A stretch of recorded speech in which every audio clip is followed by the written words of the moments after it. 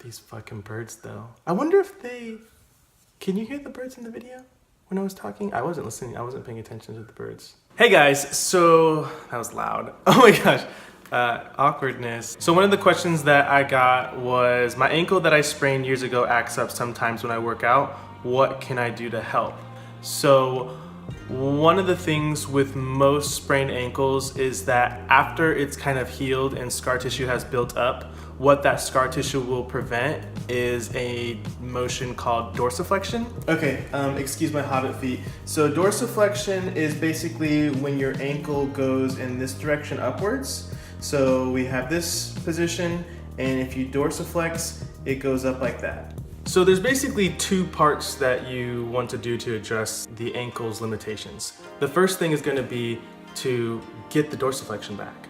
You're going to want to push the joint into end range dorsiflexion and push it in a way that you can regain some of that motion that you lost. So if this is my ankle that I want to start pushing into dorsiflexion, what I can do is just get into this kneeling position and lean forward with my knee going past my toes, hopefully, and just make sure that this heel doesn't come upwards. I'm gonna bring the side that I'm working on backwards, and if you just keep that knee straight, you're gonna be doing like a calf stretch. So what you're gonna wanna do is bend the knee and push the joint like so.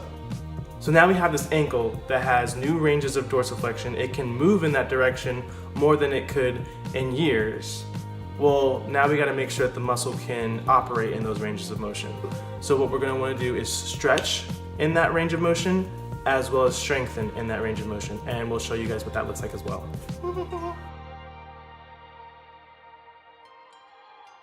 You're gonna be on one foot because you wanna use all your body weight, and you just let that heel come down and then push up and then come back down. It's probably already strong in this range. You've had this motion all along, but in the ranges down here, that's probably where you're lacking strength, because it's just never been in that range in so long. Okay, so I would say for stretches, hold the stretch for anywhere from like 5 seconds to a minute. I knew one PT, he had all his patients, hold it for 60 seconds. I don't think there's anything wrong with that as long as it's comfortable. I would say, however many times you stretch it in a given setting really depends on how long you're stretching it for. If you're stretching it for a minute long, maybe you just need to do it once or twice. If you're stretching it for just 5 seconds, well then maybe you should do it at least 10 times. For the heel raises, the calf raises, I would say 2 to 3 sets is good. But you could push it anywhere from 10 reps up to 30 reps. I mean, I have some patients that are like, oh, I do this 50 times.